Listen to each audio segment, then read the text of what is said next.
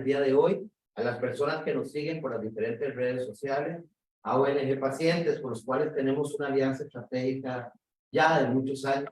Desde su propia fundación creo que estamos de la mano trabajando.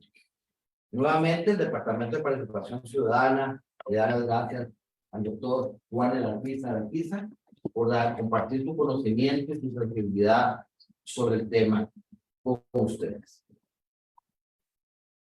El Departamento de Participación Ciudadana en la Asamblea Legislativa. Algunos se preguntarán, ¿pero qué está haciendo en estos temas? No es un tema estrictamente parlamentario. Creo que la respuesta es muy sencilla. La Asamblea Legislativa debe representar los intereses de todos los ciudadanos y ciudadanas. Y sobre todo, constituirse un espacio seguro para construir diálogo, conciencia, control político y eventual legislación sobre los temas que afectan a los grupos más vulnerables, como es en este caso, las personas que enfrentan un cáncer o han logrado recuperarse o sobrevivir. Bajo esa perspectiva, agradecemos a ONG Pacientes la mano amiga que nos ha permitido construir y colaborar a lo largo de todos estos años y sobre todo que sigamos haciendo conciencia sobre temas tan delicados. Aprovecho para decir que para maximizar la capacidad de este espacio y poder garantizar una mayor articulación, el día de hoy estaré hablando con el Departamento de Servicios de Salud de la Asamblea Legislativa para que se integre a este esfuerzo, pudiendo mejorar la cobertura, el espacio y pudiendo alternar la presentación de estos foros. Todo con el afán de prestar un mejor servicio. Así que muchísimas gracias. Los dejo en excelentes manos. Doctor, no vinieron a escucharme a mí, no vinieron a escuchar a usted, y estoy seguro que lo que usted nos comente será de gran interés. Les recuerdo que pueden realizar sus comentarios a través del Facebook Live o de la plataforma Zoom. Les agradeceremos que hagan sus comentarios y preguntas por escrito y aquí las leeremos. Obviamente las personas que están presentes en la sala el día de hoy podrán hacerlas a viva voz. Pasen muy buen día. Muchísimas gracias. Gracias, doctor. Gracias. Gracias. Gracias. Buenos días, estimados señores de la Asamblea Legislativa, estimada líder de partidos y organizaciones aquí presentes y estimado público en general que nos acompaña el día de hoy a través del Facebook Live de la Federación de Pacientes sobre el Mundo. Mi nombre es Laura Zúñiga, soy la representante de la Asociación Costarricense de Personas con Enfermedades Reumatológicas. En nuestra organización brindamos apoyo emocional e información acerca de las enfermedades reumatológicas y sus síntomas. Asimismo, brindamos información sobre las terapias disponibles, sus efectos y beneficios para poder tener una mejor calidad de vida. Asimismo, soy la fiscal titular de la Junta Directiva de la Federación de los Pacientes.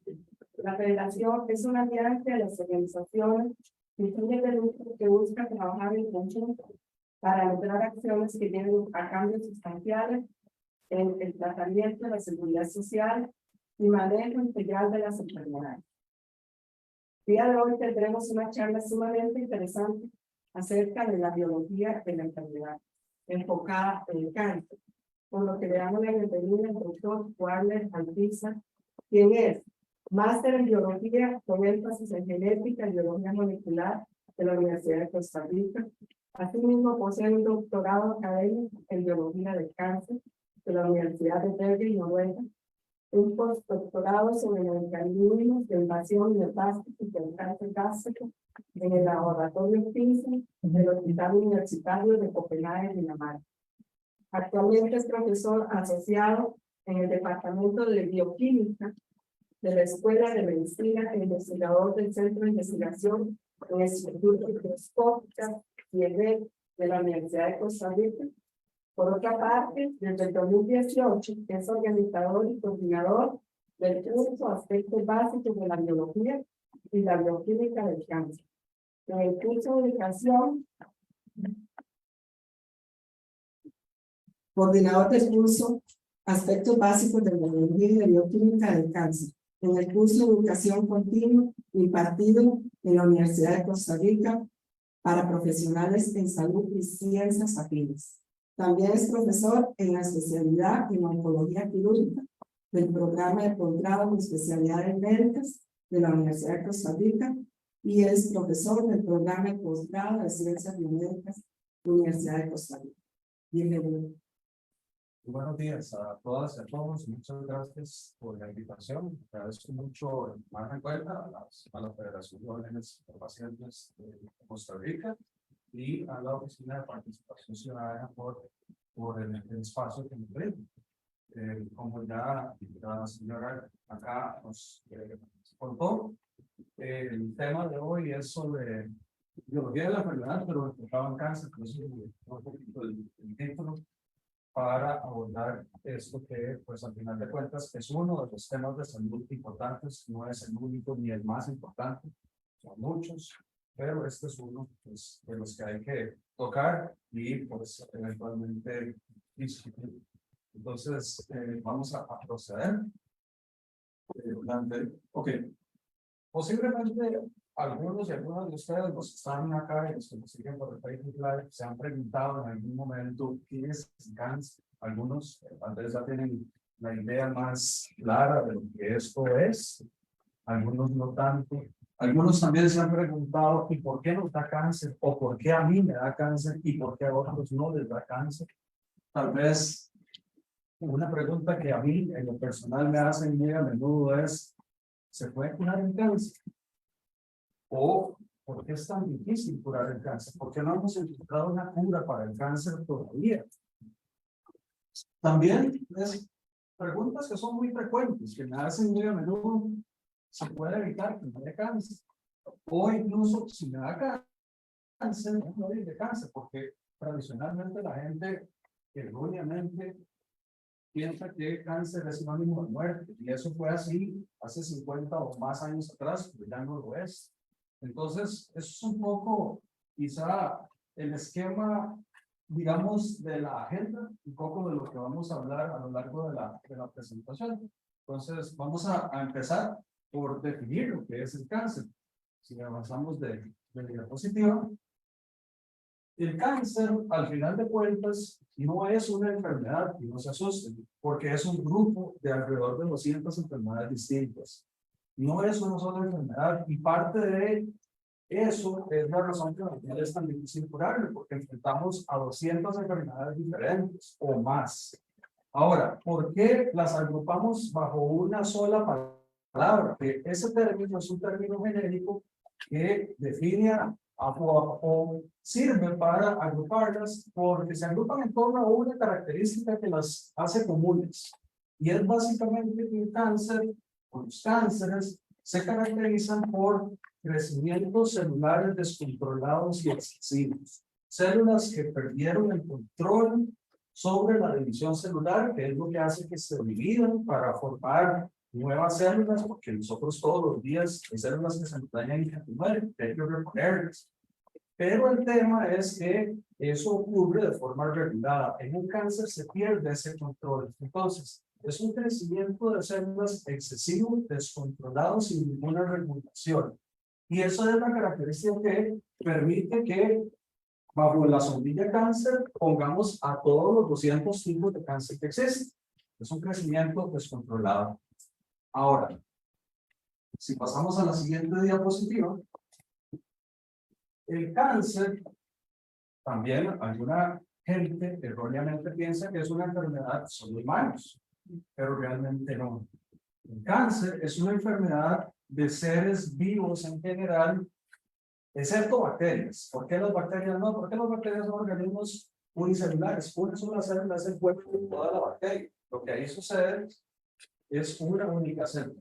Los organismos multicelulares, los que están hechos de al menos dos células y de ahí para arriba, les puede dar cáncer. Y este es un ejemplo de un estudio que se publicó en una revista que se llama Lancet Oncology en 2020.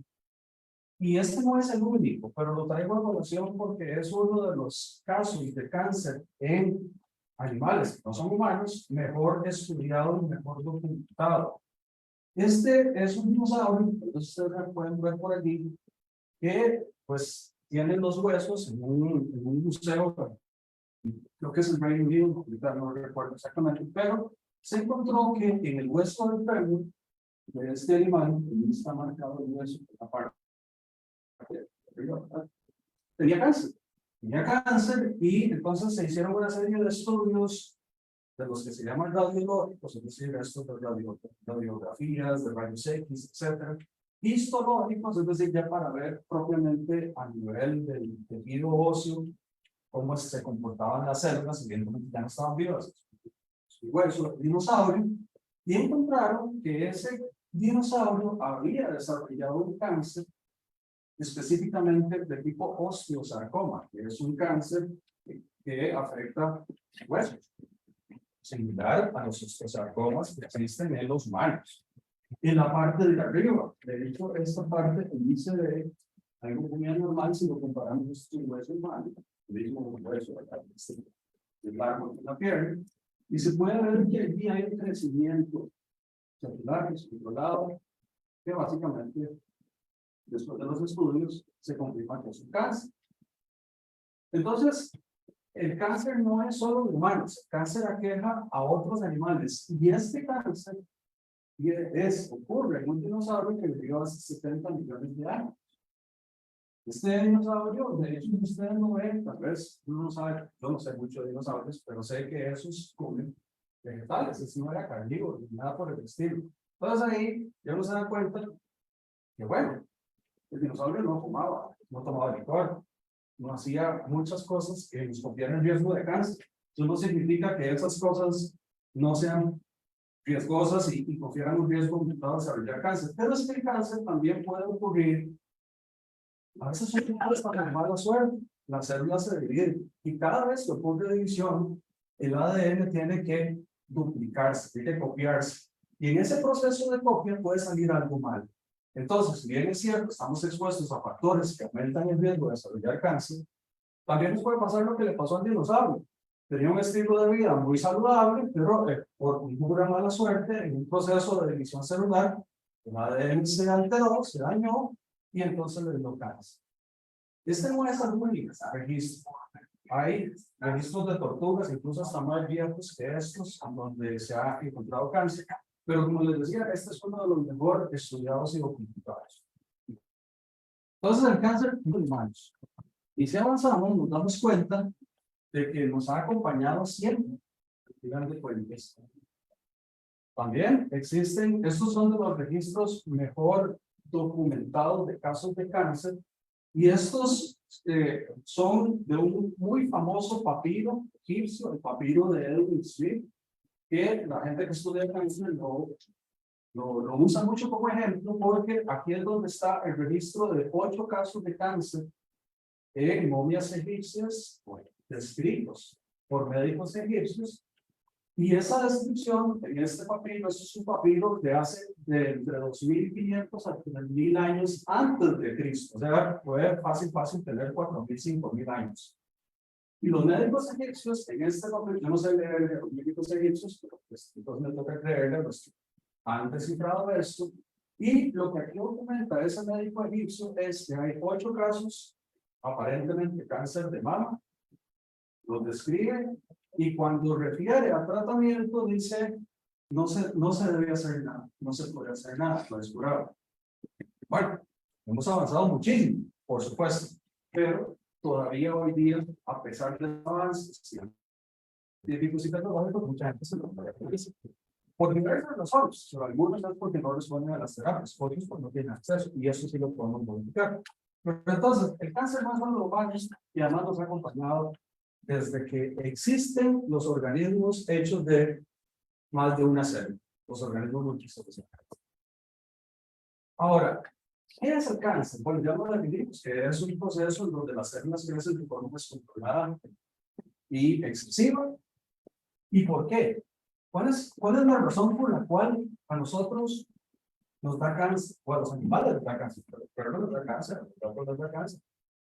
Todos los organismos multicelulares pueden dar cáncer. ¿Por qué? Bueno, ¿por qué las células se vuelven locas creciendo? Porque ya no responden a las señales que otras células que coexisten con ellas envían para decirle, hey, ya no crezca más. Pierden el control y ya no responden a esa señal de técnicas. Eso es porque las células que se empiezan a transformar a células cancerosas empiezan a acumular alteraciones en el ADN. Y por alteraciones me refiero a genéticas, es decir, mutaciones, u otras que se llaman epigenéticas, que no cambian la secuencia del ADN, más adelante vamos a detallar en eso, sino que lo que hacen es hacer que los genes se lean incorrectamente. Y los genes al final lo que tienen son como paquetitos de información.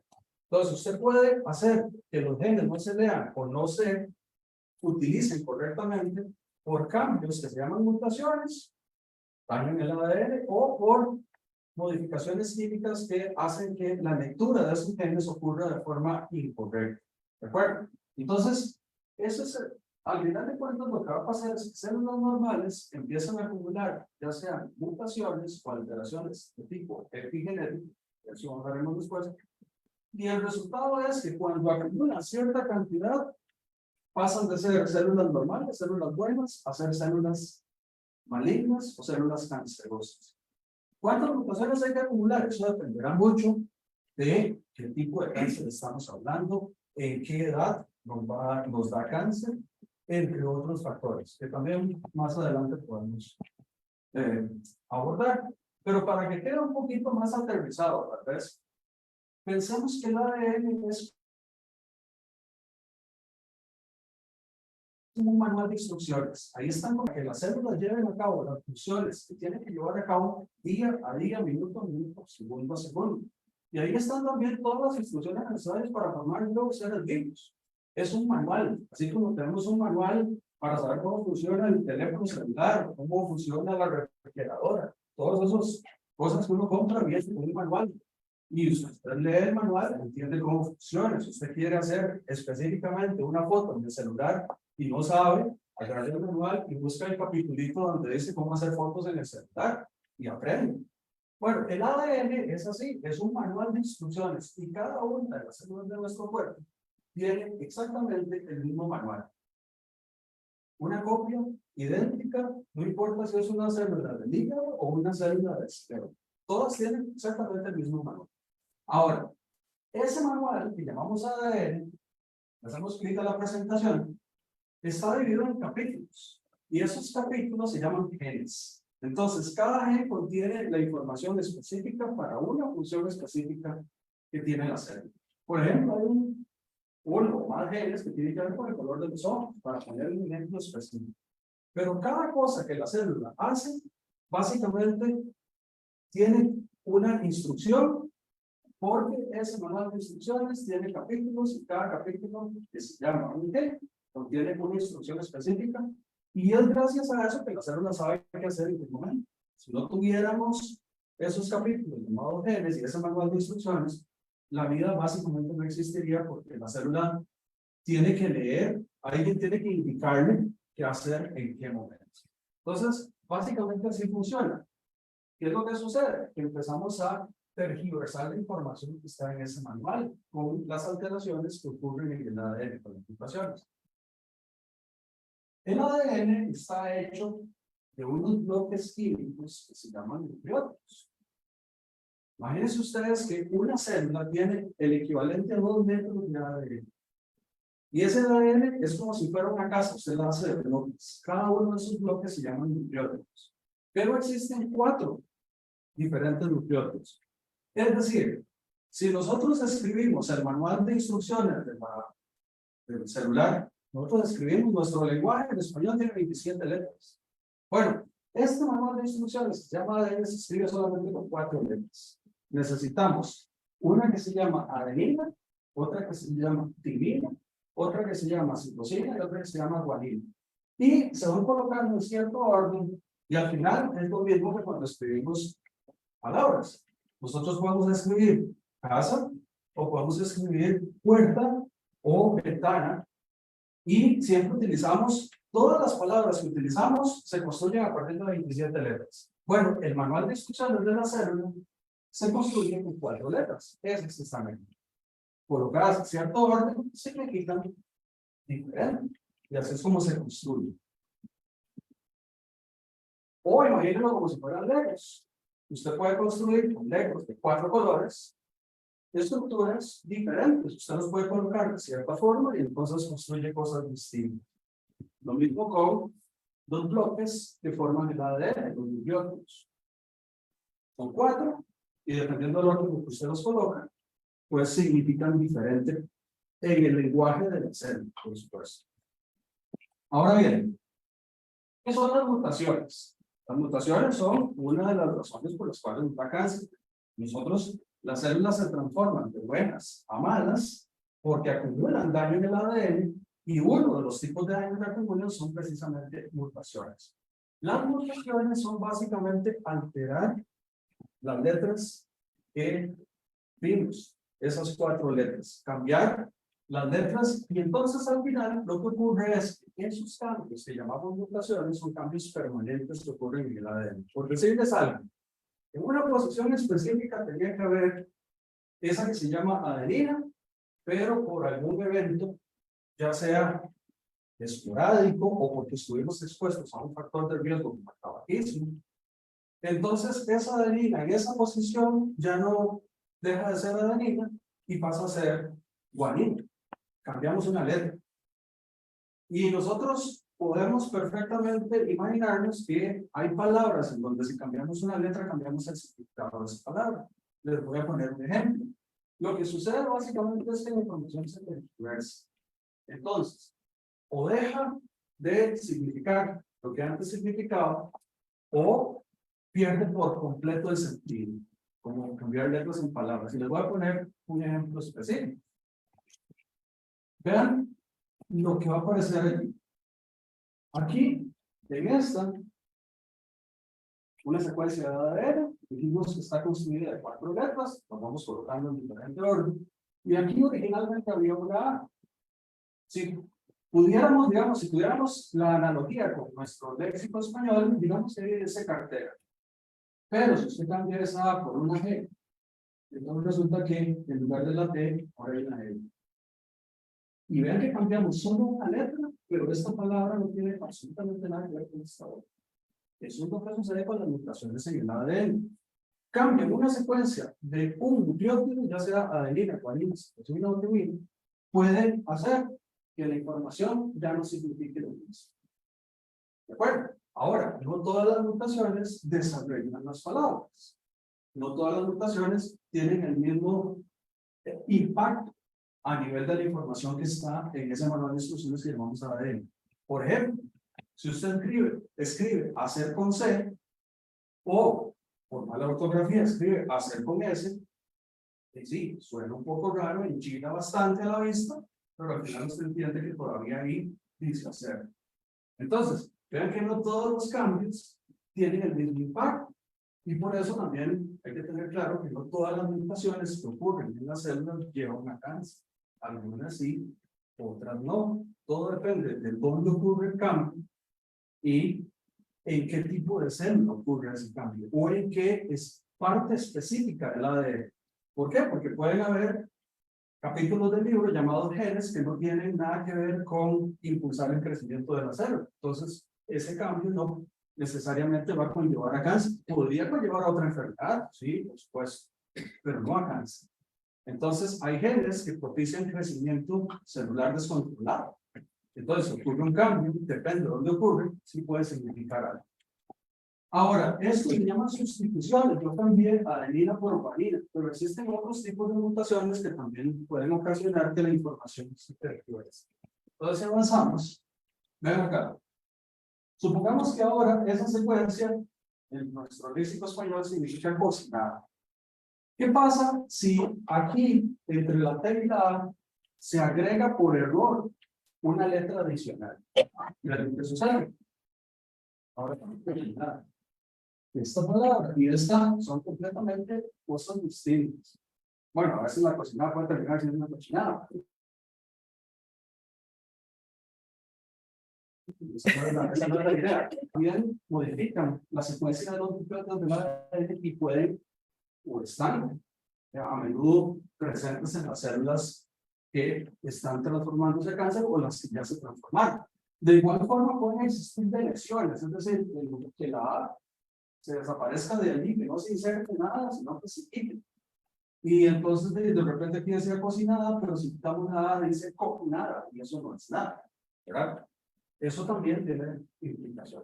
Entonces, las mutaciones, que son los cambios en las secuencias del ADN, son uno de los principales eventos que impulsan a que una célula se convierta en célula cancerosa. Pero tienen que acumularse varias. ¿Por qué? Porque esta palabra de repente forma parte de una oración. Y usted, leyendo toda la oración, se da cuenta por contexto de cuál es el significado completo de la oración. Es decir, puede haber una palabra mal escrita, pero usted todavía se da cuenta de qué dice, cuál es el significado general de la oración.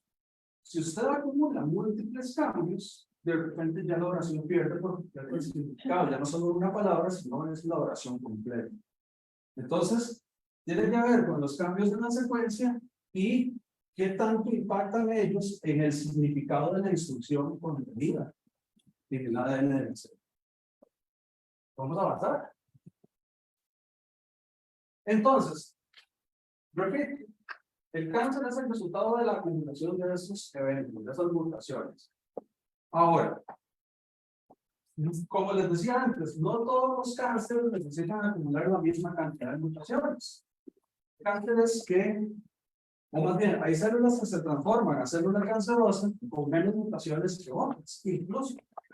Y esto tiene que ver con el hecho de que nosotros estamos expuestos a factores del ambiente que ocasionan esas mutaciones.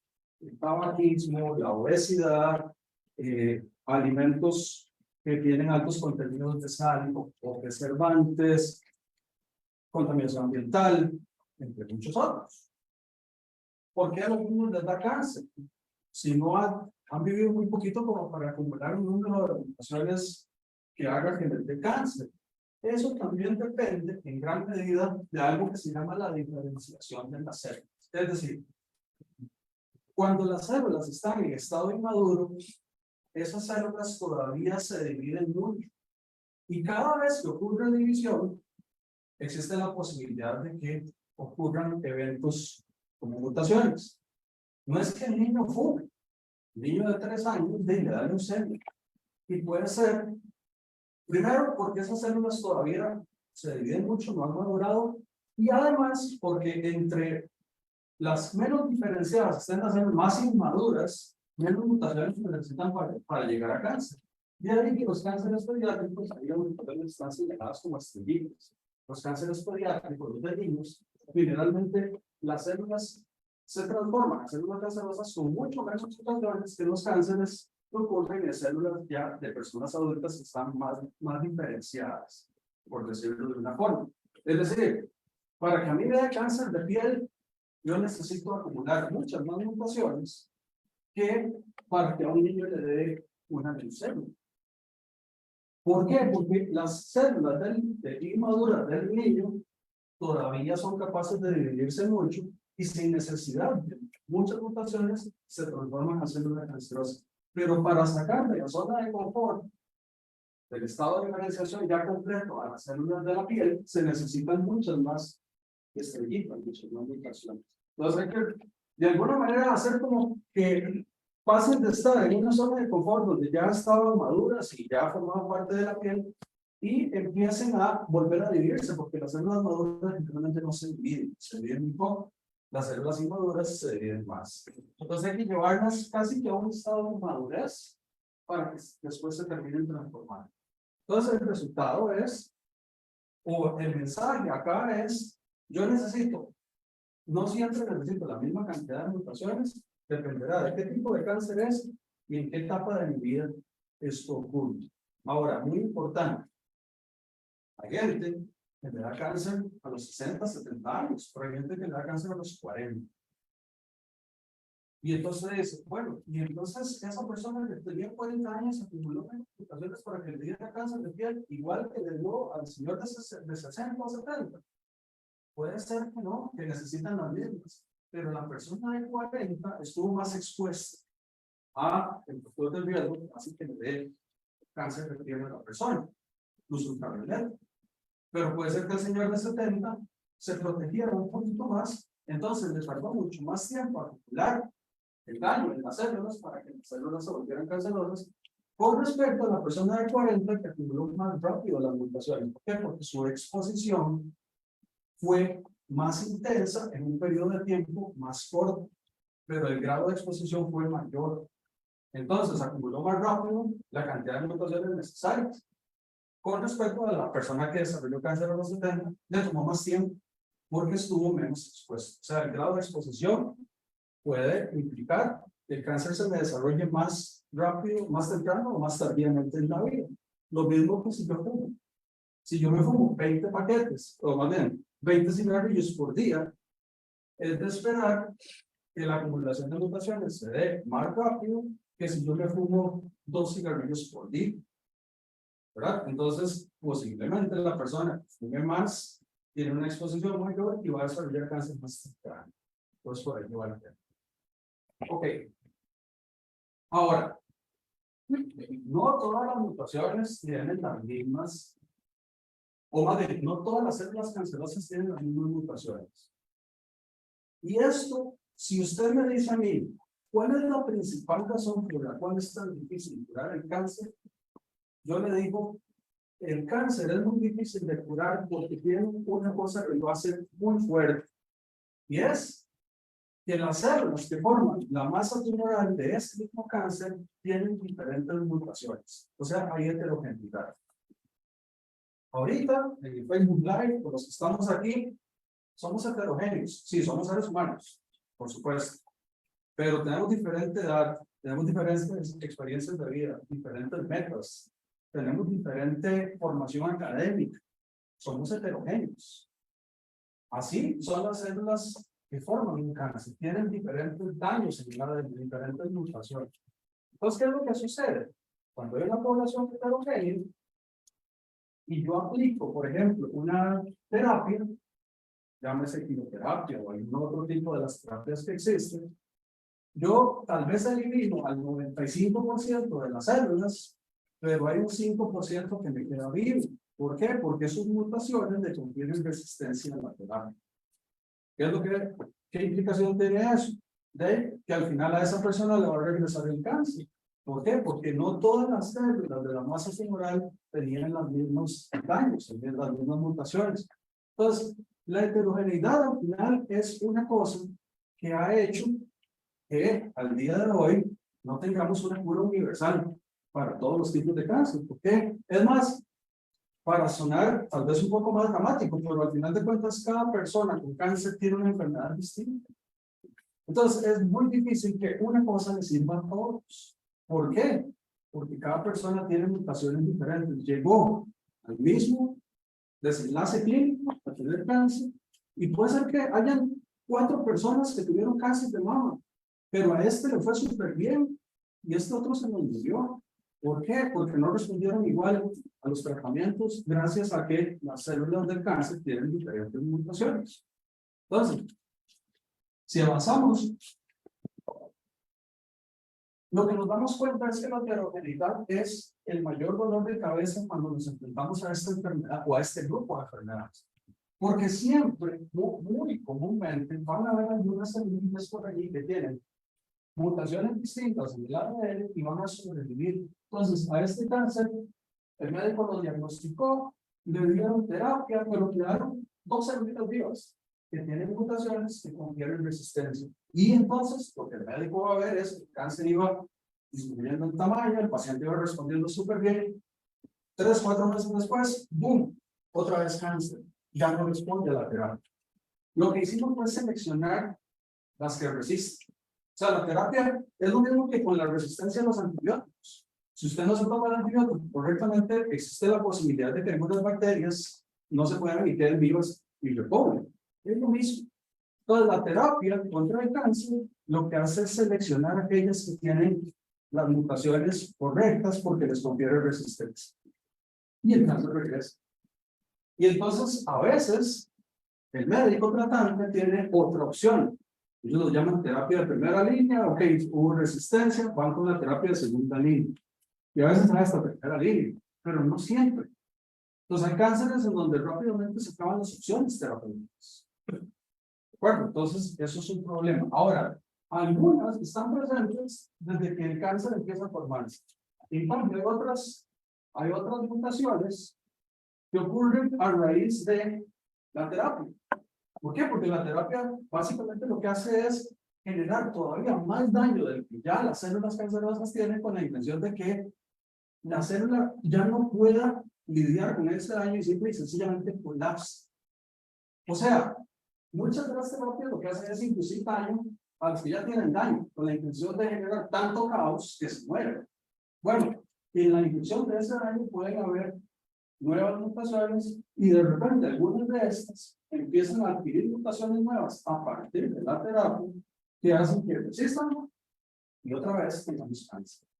¿Sí? Entonces, entre menos heterogéneo sea un cáncer en términos de daños y el tipo de mutaciones, mayor posiblemente es la probabilidad de que el paciente salga bien librado del enfermo.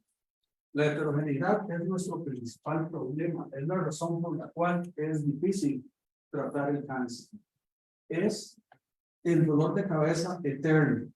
Por eso existen múltiples terapias, por eso a algunos les funciona de maravilla terapia X, a otros no les funciona del todo, pero hay algunos a los que la terapia Y les funciona fantástico y la terapia X no les funciona del todo.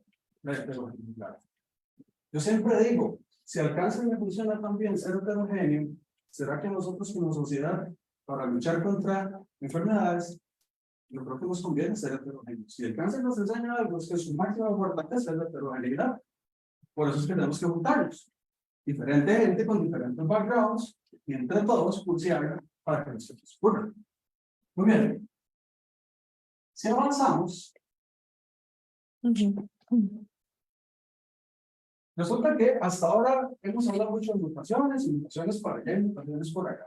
Pero yo les decía al principio que hay otros tipos de alteraciones en el ADN que no son mutaciones. Si avanzamos,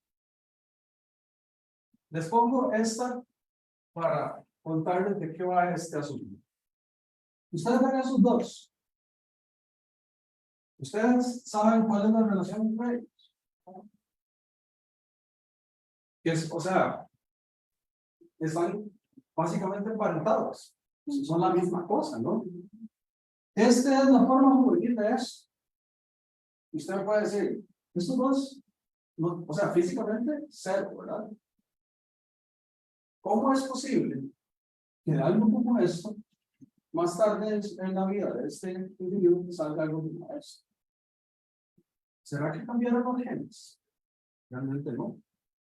Los mismos, el mismo manual de instrucciones, el mismo ADN que está aquí, está aquí.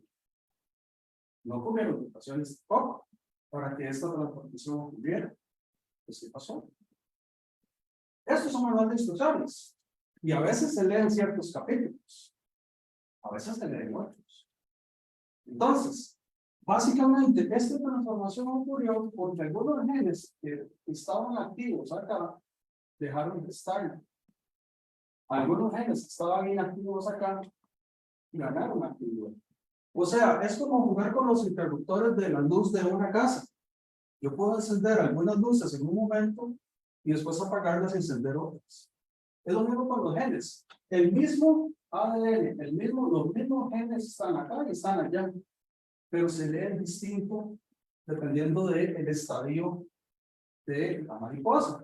O sea, aquí hay algunos genes que están muy activos y aquí hay otros genes activos. Ahora sí pueden haber development. Algunos van a estar activos tanto aquí y eso va a ser desarrollo. Por mutaciones, no fueron mutaciones. Modificamos la lectura. Ya leemos capítulos distintos, genes distintos, pero no es porque ocurrieron mutaciones. Para poder entender esto, tenemos que comprender que el ADN esa hebrita hecha de 4 letras, arena, guanina, citosina. Para poder caber en una célula, hay que compactarla. ¿Por qué? Porque son 2 metros. Y el ADN no se puede ver a simple vista. Todo el ADN, el equivalente a 2 metros, está metido en algo que se llama el núcleo de la célula. O sea, hay que enrollarlo de alguna forma. Y eso se logra con ayuda de algo que se llaman proteínas, que están simbolizadas aquí en rojo. Entonces es como agarrar el ADN como si fuera un yoyo y enrollarlo sobre proteínas que se llaman histonas. Entonces usted enrolla, compacta para que quepa en el núcleo de la célula. Pero así se puede ver en el microscopio. ¿Qué es lo que sucede? Bueno, usted puede, o las células pueden agarrar ese ADN y enrollarlo de una forma muy compacta o a veces desenrollar, o tenerlo intermedio. Por decirles algo, el yoyo está súper enrollado, a veces está suelto, o a veces está ahí muy bajo. Si avanzamos a la siguiente diapositiva, resulta que, oye, les pasamos dice, esas proteínas que se llaman histonas, los prototitos, están sujetos a modificación química. O sea, usted puede jugar a ponerle etiquetas químicas por un lado o por el otro a esas proteínas, y jugando a poner etiquetas que son de carácter químico, usted puede hacer que el ADN se enrolle más o se desenrolle. Como aquí están los genes, si el ADN está muy enrollado sobre esas proteínas que se llaman histonas, entonces los genes no se pueden leer. Pero si yo lo desenredo, los genes son fácilmente legibles. Eso es lo que pasó con esas mariposas y la bruja. Había genes que no estaban siendo leídos en un momento específico porque estaban muy compactos sobre esas proteínas.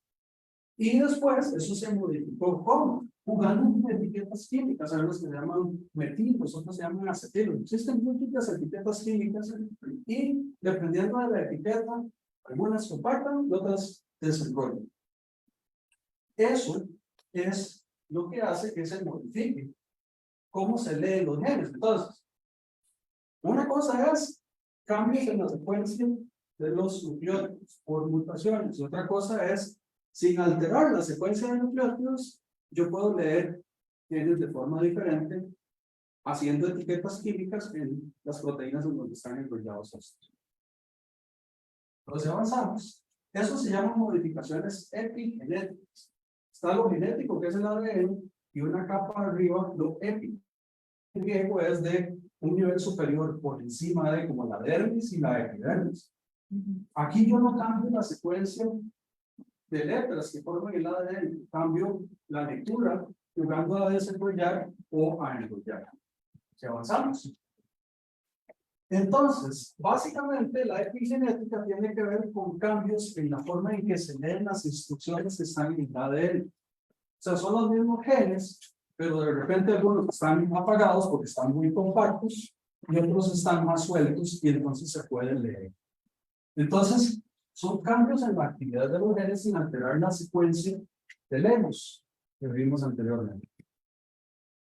Esto, si nosotros decimos que las letras son adenina, guanina, citosina y timina, y con eso escribimos la molécula de ADN, si el manual de instrucciones está hecho de 4 letras, también tenemos signos de puntuación. Esas modificaciones químicas vienen a ser los signos de puntuación.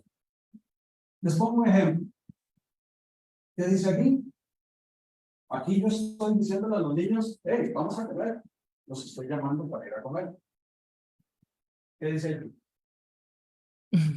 Si me como a los niños. Son las mismas palabras, con las mismas letras, en el mismo orden, con los mismos espacios. Una coma se cambió completamente el significado. Un signo de puntuación, eso es la epigenética. Entonces, yo tengo una forma de alterar la instrucción cambiando las letras y otra forma de alterar la instrucción jugando con signos de puntuación. La genética es la alteración de las letras. La epigenética es la alteración de los signos de puntuación, cambiando entonces el significado de la oración sin modificar una sola letra. ¿Ok? Las modificaciones epigenéticas, todo lo que me generan es un cambio en el significado. O sea, me alteran la forma en que se leen. ¿Quién es ese? Lo conocemos, Chespirito. ¿Y su nombre? Que lo digan ellos. Que lo digan ellos, nuestros amigos mexicanos que están por acá. Roberto Gómez Bolaños, se llama él. Chespirito. Bien. El botija. Sigue siendo el mismo. Solo que con otro personaje, es Roberto Gómez Bolaños. Y el que sigue, ¿quién será? Es Roberto Gómez Bolaños. Y el que sigue. Y el que sigue. Es el mismo señor. Pero interpretando un personaje distinto. Yo lo que hice fue cambiar el vestuario y ahora es una persona diferente, con un personaje diferente y una historia distinta. Es una epigenética al final de cuentas.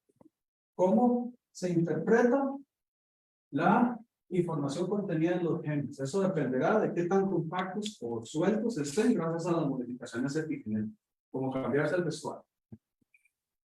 Ahora sí, eso es importante en cáncer. Mucho. Lo que pasa es que tradicionalmente escuchamos mutaciones para allá y mutaciones para acá, y que el cáncer es ocasionado por la acumulación de mutaciones. Eso es cierto. Pero el cáncer también es ocasionado a partir de acumulación de eventos de tipo epigenético.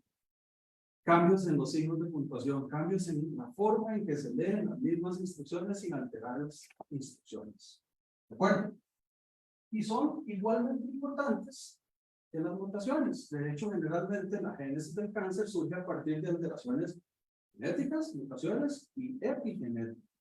Hay mecanismos que confieren resistencia a las células y no obedecen a mutaciones, sino a cambios epigenéticos. Y de hecho, hoy día ya tenemos terapias contra cáncer que se utilizan en particular en leucemias, que ya no son, o que lo que hacen es recomponer la parte epigenética. Modificar la parte epigenética. Eso también es una forma de tratar el cáncer. Pero, ¿por qué funcionan también en las leucemias? Porque pareciera que en las leucemias la epigenética tiene un peso muy importante y hay otros cánceres que tal vez tienen menos peso. ¿Cómo saber todo eso? Hay que hacer investigación que queda de otra. O sea, la única forma de comprender cuáles son los principales factores y puntos fuertes de la enfermedad y eventualmente tratarla o prevenir es entendiendo. No queda de otra. Tiene la misma importancia que las mutaciones. No me acuerdo. Hasta ahora, básicamente lo que hemos hablado es solo sobre nuestra viejita chusma, la célula tumoral. ¿Verdad? La hemos visto como la célula zombie, la mala de todo. Bueno, ¿y qué pasa si a las células zombies, si a los chusmas esos, las células de cáncer, el vecindario no les permite crecer? Porque ellas tienen que crecer en medio de un montón de células que son normales. Incluso cuando aparecen, empiezan a llegar los policías del sistema inmune, linfocitos, células inmunológicas que vienen a tratar de matar. Entonces, ¿qué sucede si la célula de cáncer se queda solita y sin apoyo de nadie? Créanme que no va a crecer, que no se va a formar un cáncer. Entonces, el cáncer no es solamente células cancerosas, células que perdieron el control de la división que están creciendo como locas. Es un poco más que eso.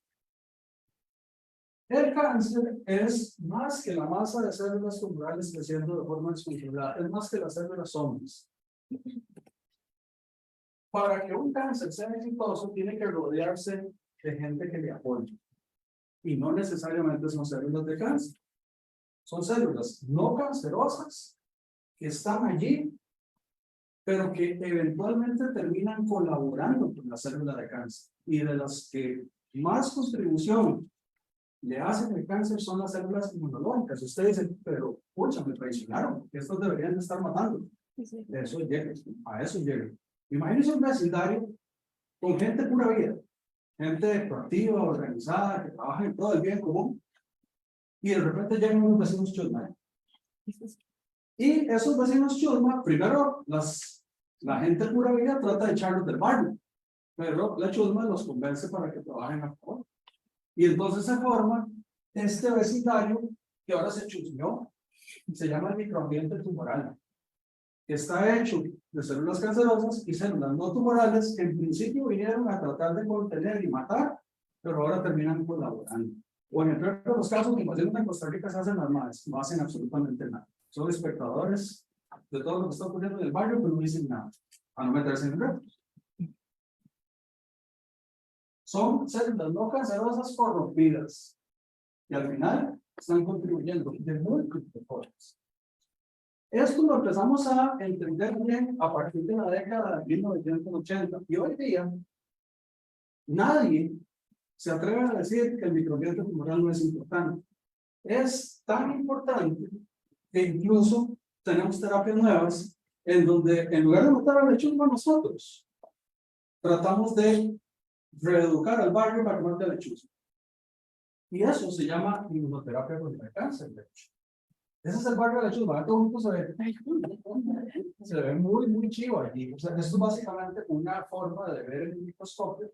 Se llama inmunofluorescencia. Entonces, en turquesa está la chusma, las células cancerosas marcadas de cierta manera química para que se vistan de turquesa, y el vecindario, todos los demás colores son células no tumorales que están allí o colaborando o haciéndose las madres o las dulzas, como las decimos. Ahí está, ese es el barrio de la chusma. ¿Cómo ocurrió eso? Es decir, la formación de ese microentorno que favorece a las células de cáncer no ocurrió de hoy para mañana. Esto tomó mucho tiempo. Primero, hubo células que empezaron a transformarse, células normales empezaron a acumular mutaciones o alteraciones epigenéticas y se nos volvieron precancerosas, o sea que van de camino a ser cáncer, pues ya lo son. Como eso es malo, entonces las células inmunológicas empiezan a detectar cosas raras en ese barrio, empiezan a reclutarse. El sistema inmune es el principal enemigo del cáncer, pero el cáncer lo termina convenciendo para que ayude y no mate. Primero va a ocurrir un ataque, pero como esas células son heterogéneas, algunas son capaces de evadir el ataque inmunológico. O sea que va a ocurrir un evento de selección. Se seleccionan las células cancerosas que son capaces de decirle a las células inmunológicas: usted tranquilo, yo soy normal, no me joda, no haga nada. Después de eso, se da el proceso de evasión. O sea, esas que lograron escaparse, evadieron el sistema inmune. Y como ya son capaces de no morir, empiezan a reproducirse, a dividirse sin control y a dejar hijas que son capaces de resistir esto. Y entonces ya no pasa nada. Es decir, las células están creciendo, el sistema inmunológico está tratando de contener, pero ya no las reconoce como hijas.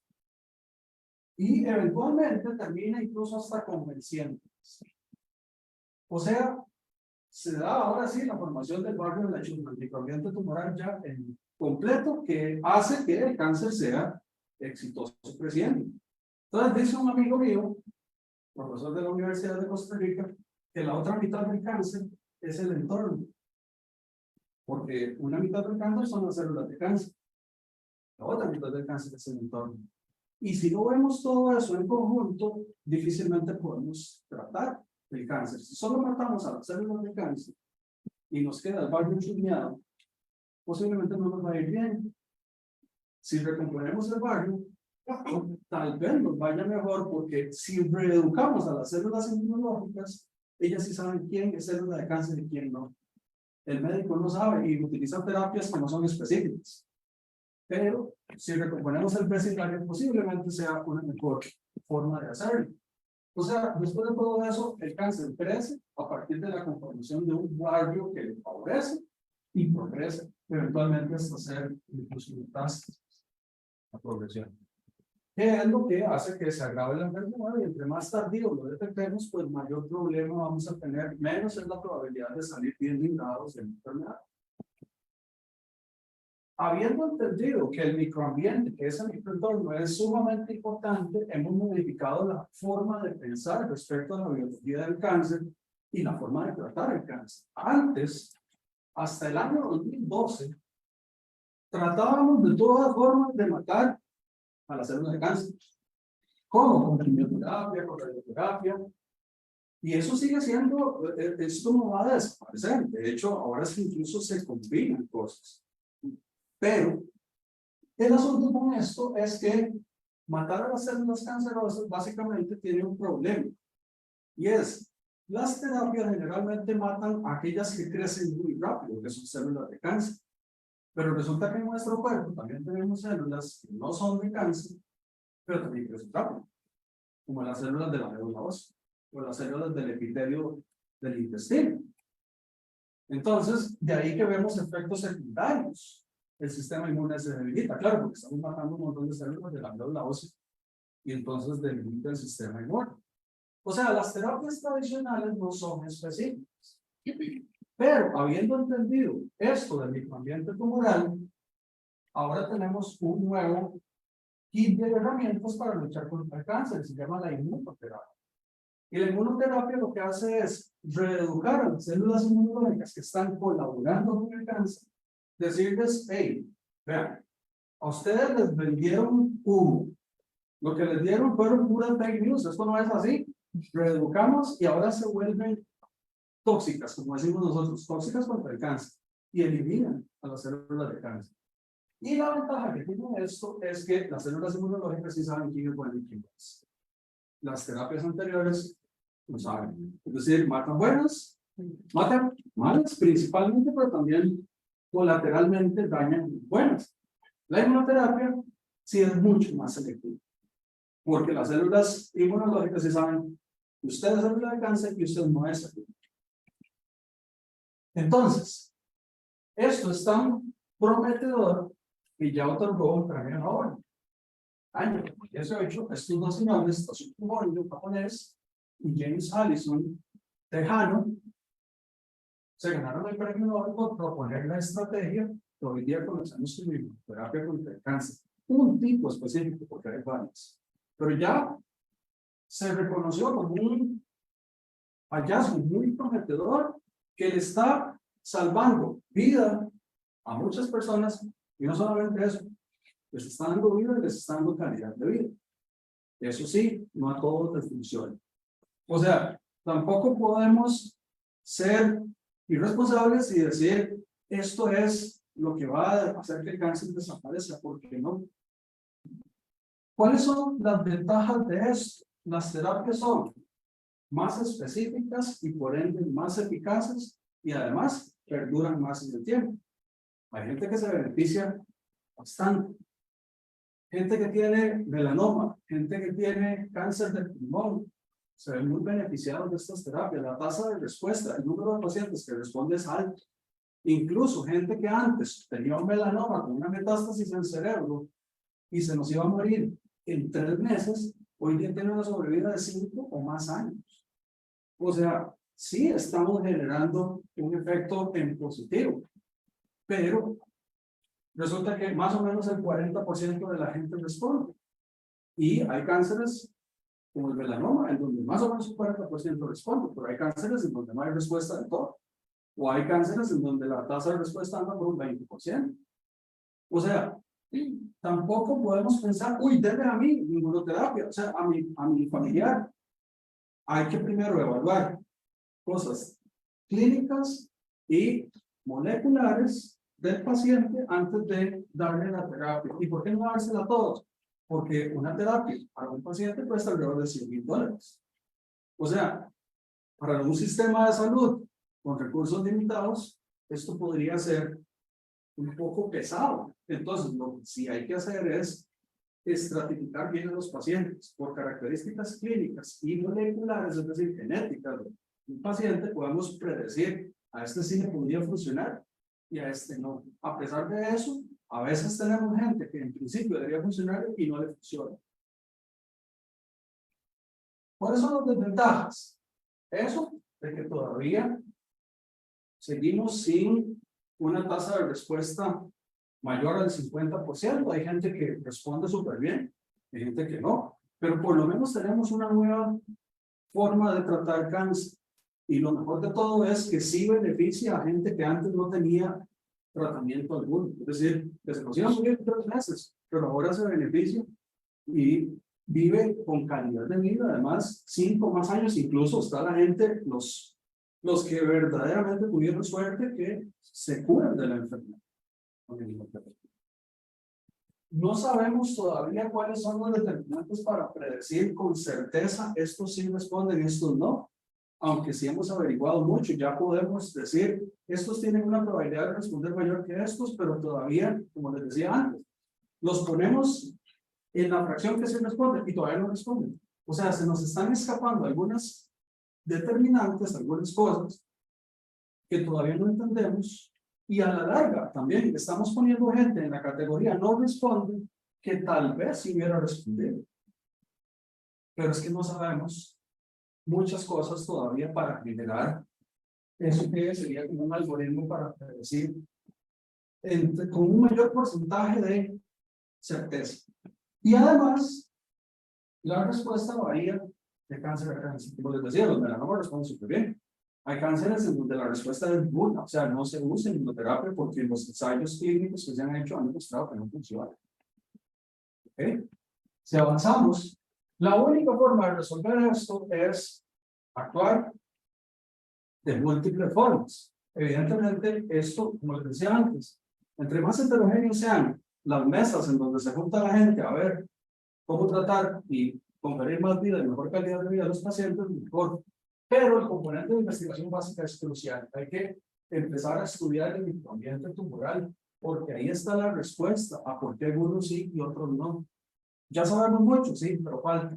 Y además, no siempre lo que sucede con los pacientes de los Estados Unidos no siempre aplica a lo que sucede con los pacientes de Costa Rica o de México o de Guatemala.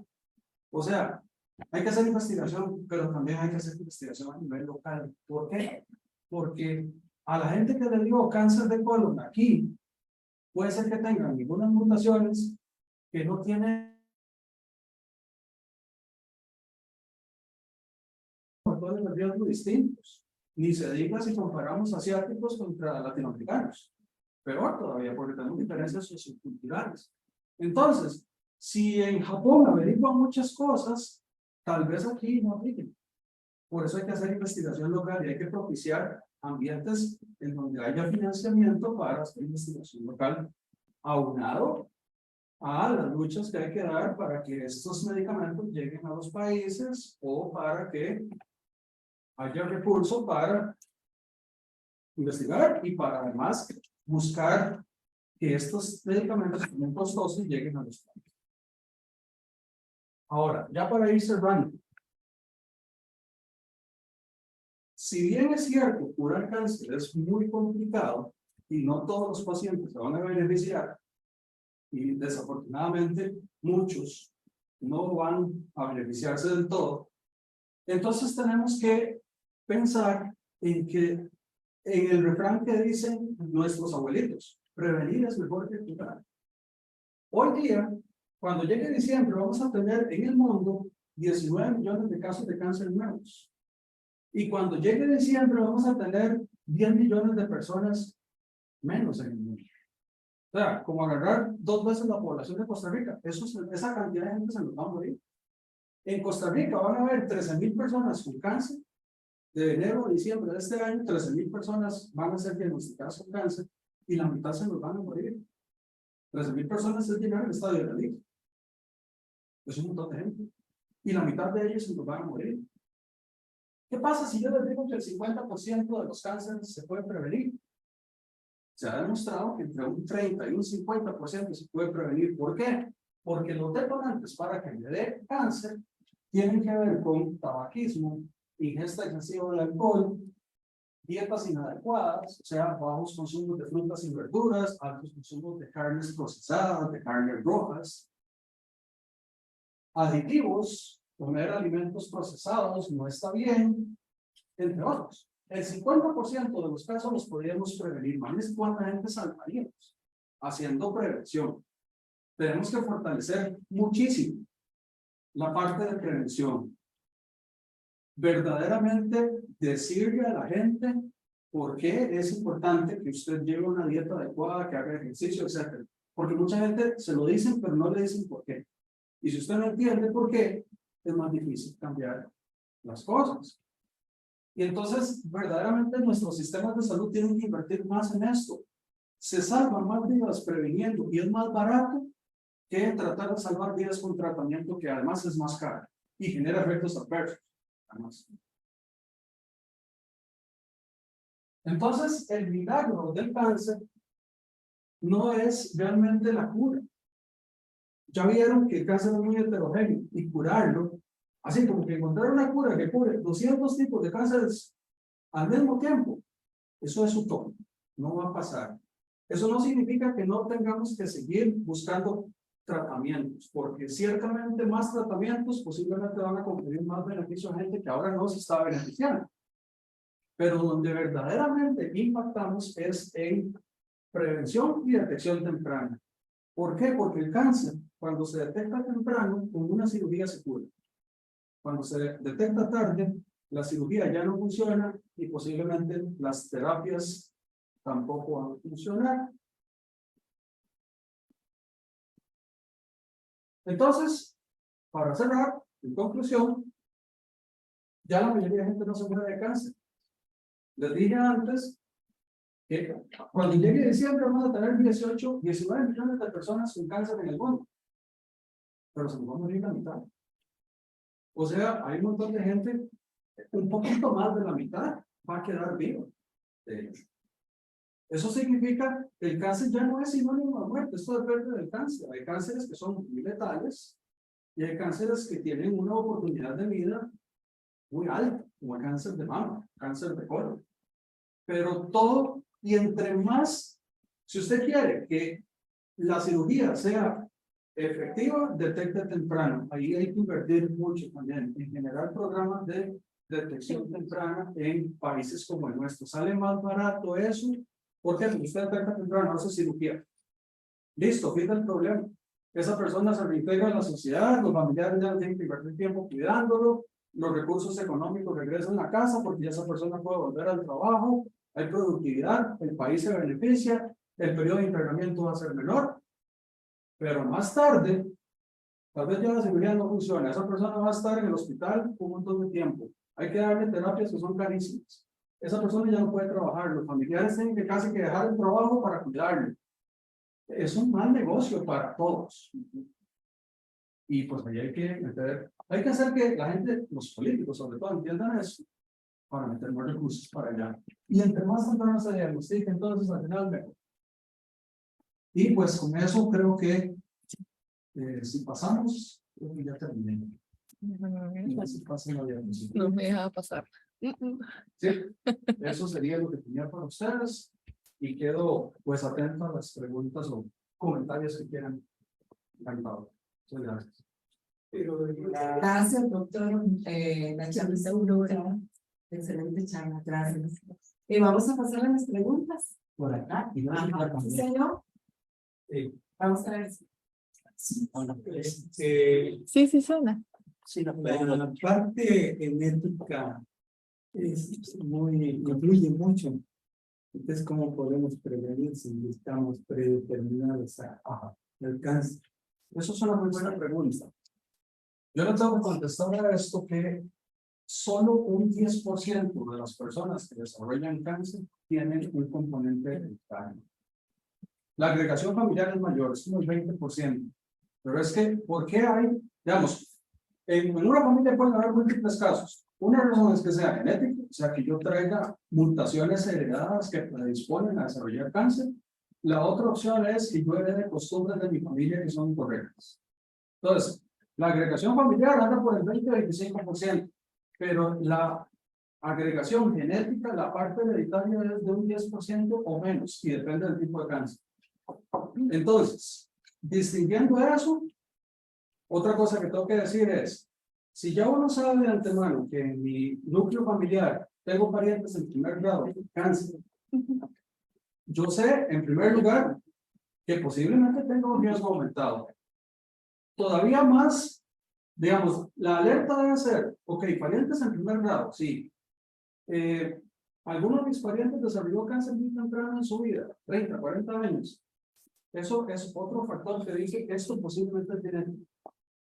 Si yo estoy al tanto de eso, sé que yo soy más propenso y entonces tengo que cuidarme mejor en cuanto a alimentación, ejercicio, controles médicos, acudir más frecuentemente al médico, porque si me detectan el cáncer, que me lo pesquen cuando está tempranito. Y pues entonces de esa forma yo sí puedo, es decir, la genética no está escrita en piedra, ahí está, lo que hace es aumentar el riesgo.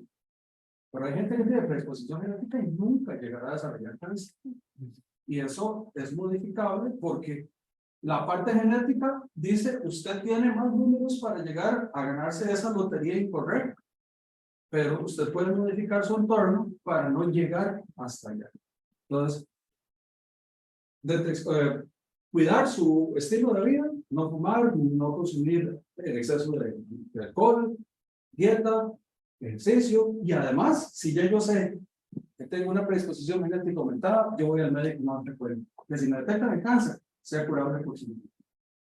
Es otra pregunta. Sí, sí.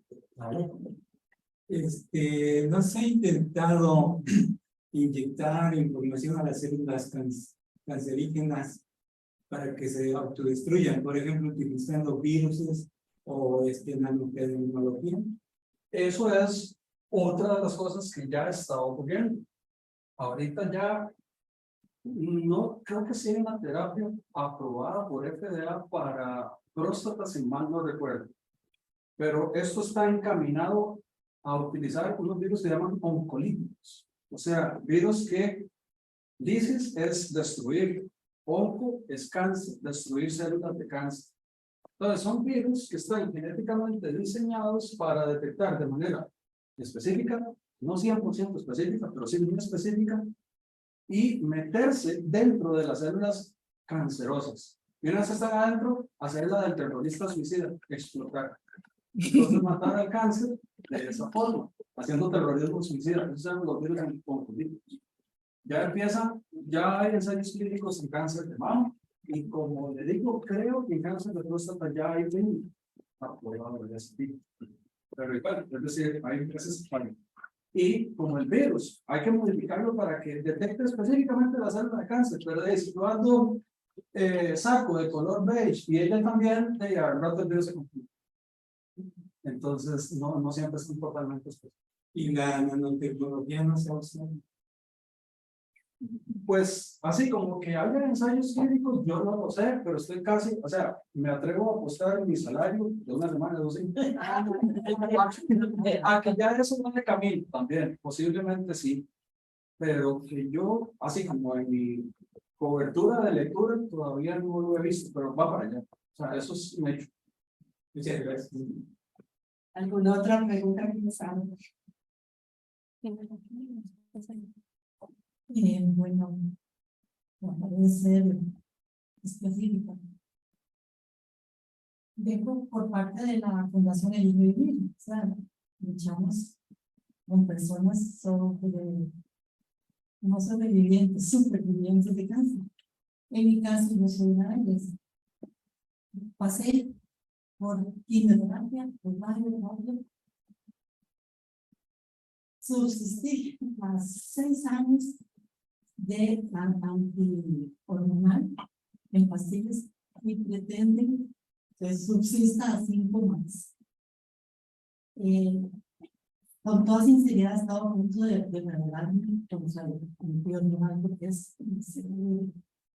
Entonces, con todo respeto, bueno, le agradezco la maravillosa exposición, pero ¿qué pasa con ese caso de paciente?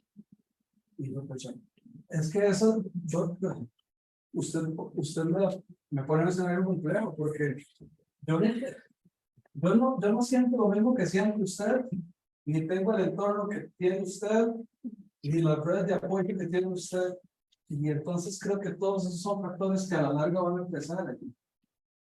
Yo creo que a veces, yo no sé, lo único que puedo decir es que he tenido familiares maternos y paternos. El lado paterno, los 6 perdieron la vida, no pudieron, y del lado materno las 2 ganaron, hasta ahora. Y entonces he visto qué tan difícil se torna, porque a veces la familia es muy importante en esto, y a veces yo vi también donde la familia, o algunos de la familia, como que de tirar la toalla antes que mis familiares. Y eso desemboca en que usted tal vez dice, hey, si ya mis familiares no me apoyan, no tengo apoyo, ¿qué voy a hacer? Me siento terrible. Yo no sé, yo creo que al final lo más importante es buscar apoyo, hablar con gente, crear redes que apoyen. Organización de pacientes, me parece que creo que así ya también es parte de las cosas importantes que ustedes hacen. Pero al final yo no puedo vivir su vida y usted es la que sabe hasta dónde puede aguantar. Le entiendo perfecto esa parte, pero ¿qué piensa de los anticontrolantes? De los anticontrolantes, básicamente. Sí, el punto es, no hay ninguna terapia específica y generan efectos adversos. Y usted lo siente, y hay personas que lo sienten menos que usted. Entonces, ¿qué pienso yo? Son la única opción que tenemos, es lo que hay. No hemos poder. Estoy seguro que si la ciencia pudiera, le ofrecería a usted algo que no le cause lo que le causa, pero es lo que tenemos. Y por más que queramos avanzar rápido, a veces hay que ir despacio para llegar a buen puerto, porque corriendo a veces usted se mata en la carretera. O sea, y también en la ciencia, a veces hay gente súper entusiasta que quiere salir con algo que tal vez todavía no está completamente maduro, y ahí vienen los fracasos también. Entonces, sí, o sea, lo que usted dice es, ¿qué pienso yo? Yo pienso que es que sí, y yo sé que hay efectos feos, pero es lo que tenemos. Y entonces es lo que el sistema le puede ofrecer hasta tanto la ciencia no siga avanzando para ofrecerle algo que sea mejor. Porque el problema principal es que la célula de cáncer, parte de su éxito es parecerse a una célula normal. Entonces, entre mejor se camuflen, más difícil es generar algo específico contra ellos. Es lo que tenemos, o sea, es lo único que tenemos. Con mucho gusto. ¿Alguna otra pregunta? Bueno, más bien le agradezco bastante primero tu explicación, señora. Dios no le pone batallas fuertes a los débiles. Así que nosotros somos personas que ya pasamos por donde estamos. Y de aquí adelante cada uno tenemos una misión. La misión suya es que la tiene que descubrir y creo que ya la tiene en la mano. Yo creo que por ahí. Aquí todos nos hemos graduado ya de estas cosas, ¿verdad? De pasar por quimio, pasar por radio, pasar por la enfermedad de cáncer. Ya nos hemos graduado en ese malestar tan fuerte que nadie pide estar. Porque ninguno de nosotros podemos estar en cáncer. Ninguno de nosotros como que queremos llegar a una enfermedad y sea buena o sea mala, de pasarla bien y pasarla mal. Todos somos luchadores. Y bueno, yo creo que más tenemos que hacer un conversatorio, porque ese conversatorio de preguntas y respuestas te va a llover bastante, pero nos va a alimentar bastante, porque hay mucha gente allá afuera en este momento que nos está viendo por el Face, tanto en Participación Ciudadana como en la Federación de Redes Pacientes de Costa Rica, que saben que están luchando por algo, pero nadie les explica qué es el cáncer, nadie les explica qué es la quimio, nadie les explica cuál medicamento y por qué, nadie les explica por qué pasamos por tanta tortura cada ratito, que nos sacan sangre para ver si la quimio que nos van a dar es la adecuada y las gotitas son las adecuadas o el medicamento que nos van a dar es el adecuado. Entonces hace falta la parte psicológica en los hospitales, que lo estamos haciendo ya en el proyecto de ley que está en este momento en la Comisión de Sociales y que fue parte del trabajo que hicimos con todos los pacientes de Costa Rica en esta iniciativa de ley. Creo que es importante de ahora en adelante pensar en cómo prevenir, pero es que también los hombres, ya vi una vez en una de las charlas, los hombres son tan machistas que no vamos a un hospital porque nos duele el dedo, o porque nos duele el estómago, o porque nos duele la cabeza. A veces es la mujer que sí más se siente por su naturaleza, que sabe que algo está mal en su organismo y recurre a un médico. Pero los hombres a veces nos agarra tarde para llegar cuando tenemos un problema de próstata o tenemos un problema de cáncer como el mío, que era linfoma Hodgkin, y que a veces vemos todo lo que nos advierte el cuerpo, porque el cuerpo nos dice con la temperatura, con la enfermedad, con los síntomas, nos está advirtiendo que algo malo tenemos, y nosotros a veces lo sobrepasamos. Entonces aquí estás entre expertos en esta materia, y yo sé que cualquiera da una explicación clara. Pero, ¿qué podemos hacer, Juan, para hacer conciencia en la gente de que deben recurrir a un médico? Y la otra, hacer conciencia en la parte médica de no esperar 2 años para un examen mental o algo similar cuando nos estamos empezando con un cáncer y que actualmente está ahí como que no se sabe qué es lo que tenemos. Entonces hay que hacer conciencia tanto en el paciente como conciencia en la parte médica. Claro, ya después de que nos descubren el cáncer, va sobre ruedas porque ya va bien el tratamiento y nos llevan ahí en el carrito, ¿verdad? Sobre ruedas. Y muchos pasamos mucho tiempo en un hospital. Pero sí tenemos que trabajar muy fuerte, tanto las federaciones que ha hecho mucha lucha, los grupos sociales, las redes de apoyo, que han hecho una lucha muy fuerte para tratar de ayudar al paciente, hasta recursos de amparo se han metido, pero ya tenemos que luchar por tener en Costa Rica un hospital de cáncer que realmente atienda a las personas. Coincido con usted en que ustedes tienen un legado diferente al mío, y eso hasta más importante, porque ustedes ya vivieron lo que yo estoy estudiando. Entonces, a mí me parece muy importante juntar a la gente, los pacientes, los tratantes, los que hacemos investigación en la academia y los que generan los medicamentos, las farmacéuticas, porque el cáncer soluciona o se hace fuerte con la heterogeneidad, porque nosotros tenemos que hacer lo mismo. Entonces, ojalá se dieran esos espacios de mesas de conversatorios, de mesas, porque para llegar al cáncer tiene que ser, vamos a ver, esto tiene que ser al final esfuerzos mancomunados y multiplataforma. Nada ganamos con detectar tempranamente si nos vamos a poner a esperar 1 año por tratamiento o por cirugía. O sea, ¿qué ganamos con detectar tempranamente si la lista de espera de las mamografías? Ok, usted le hace mamografía, espérese 1 año para que le dé el resultado. O sea, el sistema no sirve así. Tiene que fluir. Entonces, detección temprana, aprendizaje con tratamiento expedito, o sea, lo que sea que haya que hacer.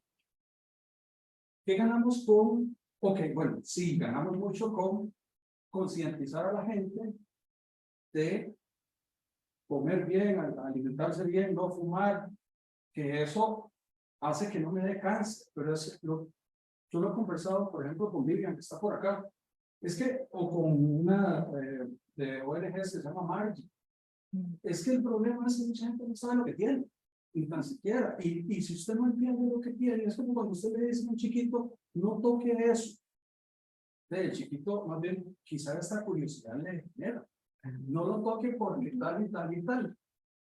Hay que explicarle a la gente qué es el cáncer, por qué le da y por qué la alimentación hace que me dé cáncer, por qué la obesidad hace que me dé cáncer. Entonces, hay que invertir mucho como sociedad en esto, y esto, lo podemos hacer nosotros, pero somos lobos aislados, que sí, contribuimos un poquito, pero el sistema tiene que reforzar recursos para generar campañas. A mí se me ocurre, por ejemplo, no sé, que los medios de prensa o los medios televisivos o de prensa den una pauta en prime time, por ejemplo, para 30 segundos de prevención, de explicarle a la gente algo, que ya hoy día sabemos que los alimentos con altos contenidos calóricos tienen un riesgo inherente de desarrollar cáncer, entre otras enfermedades, claro, porque el sobrepeso y la obesidad están relacionados con 13 tipos de cáncer diferentes.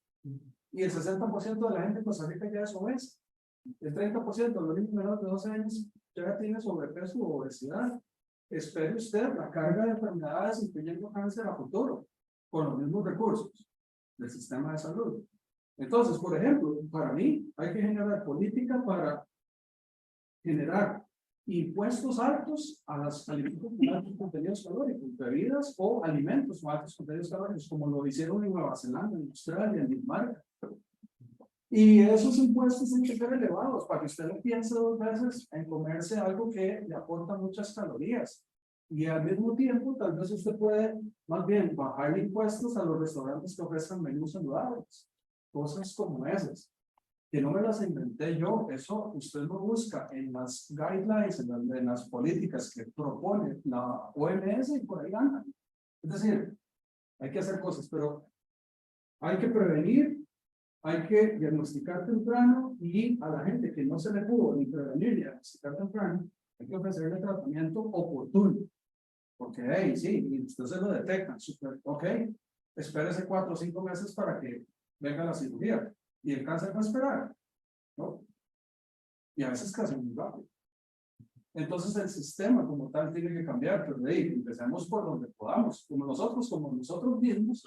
Y si el sistema no nos ayuda, necesitamos saber, siendo conscientes de cuáles son las cosas que yo hago que son riesgosas para que me dé cáncer, y ahí trate de evitar. Pero es muy difícil, es decir, decirle a alguien que no se coma un queque, es complicado, eso no significa que no se pueda comer nunca, es adecuadamente, puede pecar de vez en cuando, pasa mucho, pero el tema es cuando usted se vuelve un poco fanático de eso, pero también es que hay gente que es, vamos a ver, usted le dice, ¿cómo es saludable? El pescado es fantástico, vaya compres un kilo de pescado, ¿cuánto vale? 10,000, 15,000 colones, un salmón, un kilo de salmón. Díganle usted eso a una persona que vive en un barrio en donde los recursos le dan para comer arroz y frijoles. ¿Qué opciones le ofrecemos?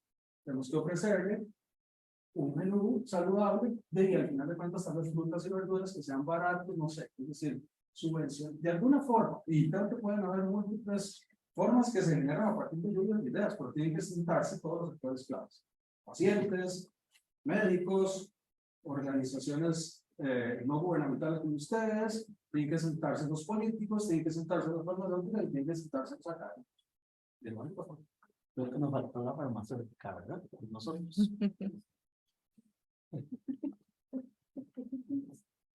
Buenas, bueno, doctor, muchas gracias. La charla súper interesante.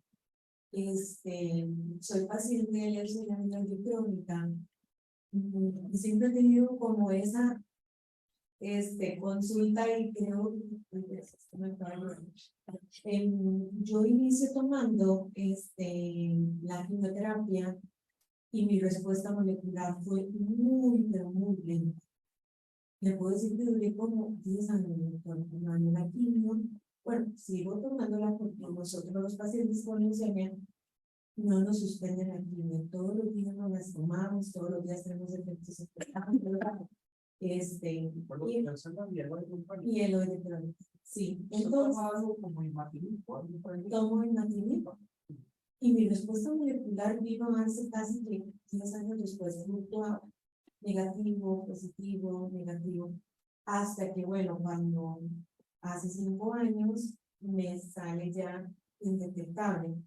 ¿Qué sucedió durante todo ese tiempo? Siempre me he querido preguntar, porque llega a la consulta y el médico le dice a uno, todo va bien, no se preocupe, todo va bien, porque siempre tenía esa gran duda. Y para nosotros los pacientes pobres en un crónica no nos suspenden, todavía a nivel internacional han venido haciendo una suspensión, pero muchos pacientes vuelven a recaer, muy poquito paciente logra estar sin el proyecto. Entonces, ahí como que puede empezar. Bueno, el asunto es, mientras eso se llama la carga tumoral, el número, la cantidad de células cancerosas que andan por su cuerpo. Entonces, hay terapias o hay pacientes en donde la respuesta será relativamente rápida. ¿Por qué? Porque tal vez la enfermedad, tal vez no estaba, digamos, no sé si a usted lo detectaron ya un poquito más tarde, pero puede ser, digamos, que algunos que se lo detectan más temprano, es más fácil deshacerse de las células tumorales. En cambio, si se lo detectan más tardío, la terapia va a ser exitosa, eficaz. Imatinib es una de las más, es el ejemplo de ello. Y como usted dice, no se puede eliminar prácticamente. Y ahora yo sé que hay pacientes a los que más o menos se les puede eliminar, porque es como tomarse la medicina para la presión. Lo que está haciendo es impidiendo que las células cancerosas avancen, digamos, al estado o que se reproduzcan, pero todavía las precancerosas están allí. Entonces siempre van a ver, y si usted se deshace por completo de la terapia, puede que le regrese. Entonces yo creo que sin ser oncólogo o hematólogo, puede tener que ver con el estadio en el momento en que a usted se lo diagnosticaron. Más tarde, más tiempo para deshacerse y bajar la carga temporal de otras personas. Puede. Si hubiera que, digamos, cuando yo ingreso con una trombocitosis esencial. Estando ya en tratamiento es donde de ahí no sé cómo la palabra, se evoluciona a una leucemia. Entonces, sumamente temprana, que fue inmediata. Lo extraen porque sí sé de pacientes que inmediatamente inician con el mantenimiento y ya en 2 meses están con una receta militar. Entonces, siempre me quedé como con esa duda de que, bueno, pero gracias a Dios se logró una respuesta muy Sí, o sea, y ese es el asunto. El ejemplo suyo es el ejemplo gráfico para acercar a la gente. No todo el mundo lo ¿verdad? Y otro ejemplo muy de estos tiempos. ¿Cuánta gente se puso la vacuna contra el COVID y no le pasó absolutamente nada? Y otros casi que hasta internar eso con la vacuna.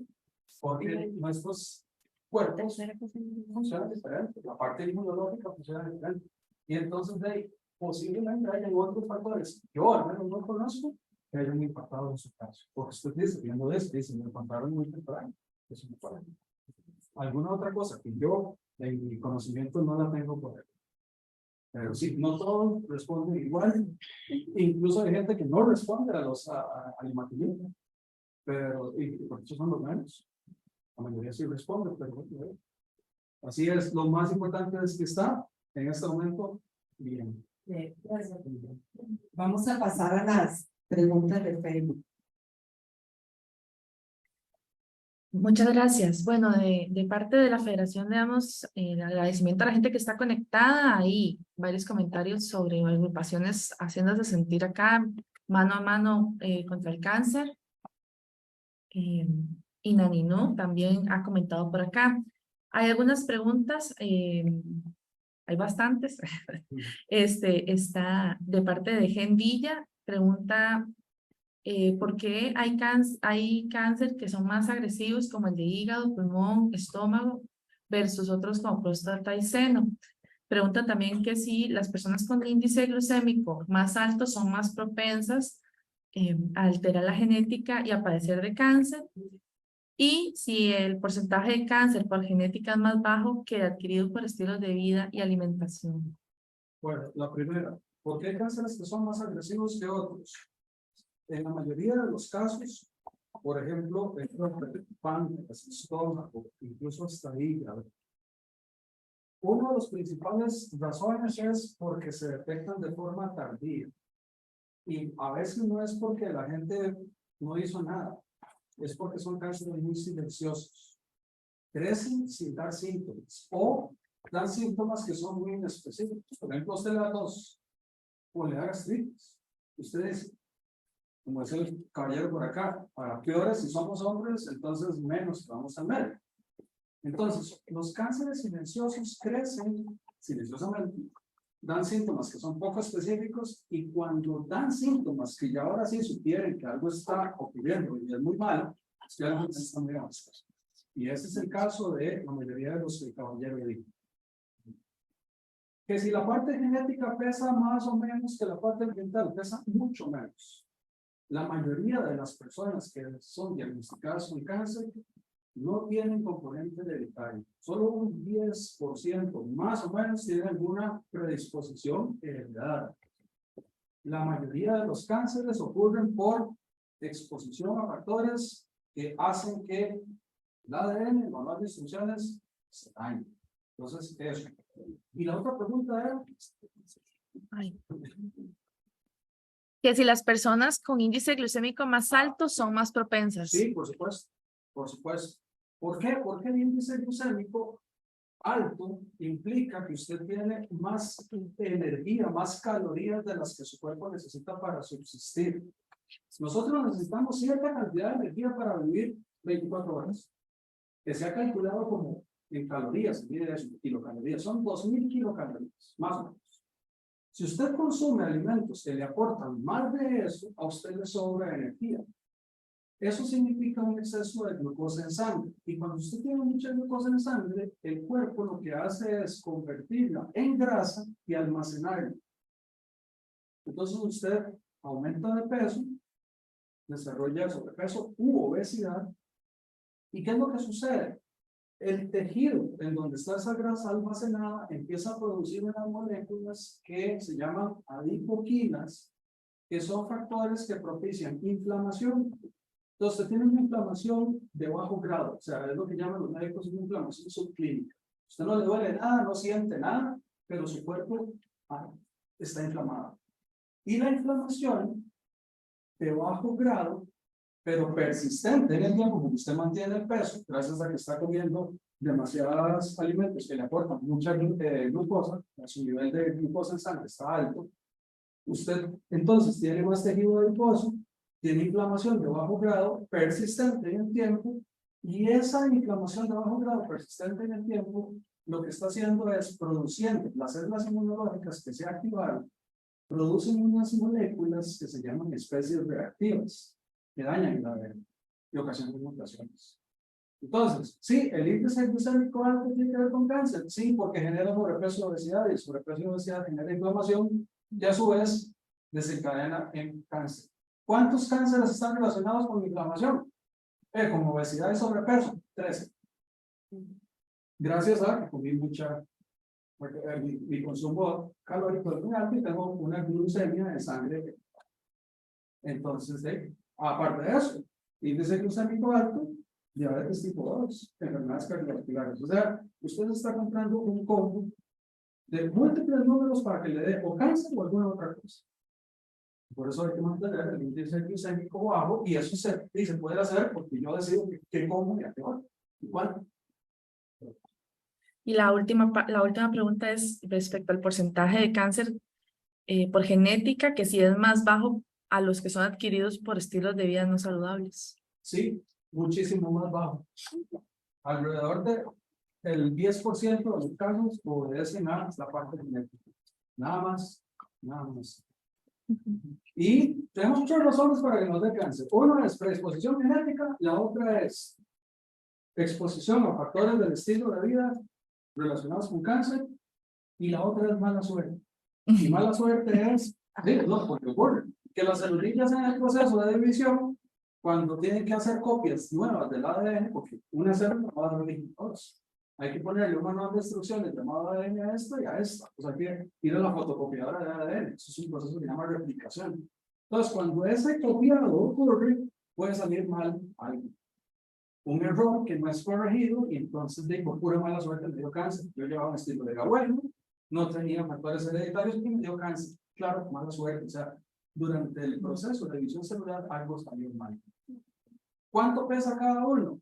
Los factores de estilo de vida y ambiente pesan más que todos. Alrededor del 50% de los casos o 60% de los casos obedecen a mi exposición a estilos de vida poco saludables y a la piel.